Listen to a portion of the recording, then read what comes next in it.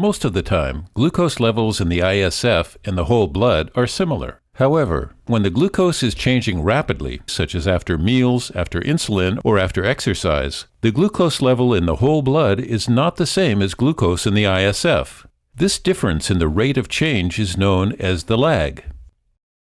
A train is a good way to illustrate this concept of lag. Think of blood glucose and ISF glucose as the cars of a train.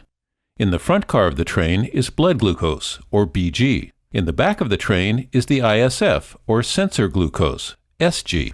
Imagine that the hills and bumps on the track are like the changes in your glucose levels throughout a typical day. In the front car of the train is blood glucose, or Bg. As carbohydrate is digested, glucose enters the bloodstream first before it is absorbed into the interstitial fluid. So blood glucose is in the front of the train. In the back of the train is the sensor glucose, or Sg car. Since glucose travels from the blood into the interstitial fluid, sensor glucose follows behind blood glucose.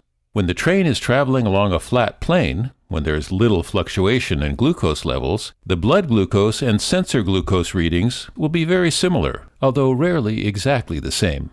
Now think of going uphill on the train as a rise or upward trend in glucose levels. As the train starts up the hill, you can see that the blood glucose in the front car is leading the sensor glucose in the back car, because changes in glucose appear first in blood glucose.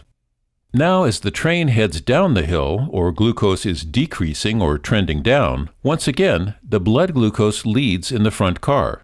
So, as you can see, whether glucose levels are trending up or trending down, blood glucose leads sensor glucose. There will be a bigger difference in blood glucose and sensor glucose readings on the bigger hills, or when glucose is changing more rapidly, after food, after insulin, and after exercise. There are a couple of important things to keep in mind. When glucose levels are generally stable, expect to see small differences in blood glucose and sensor glucose.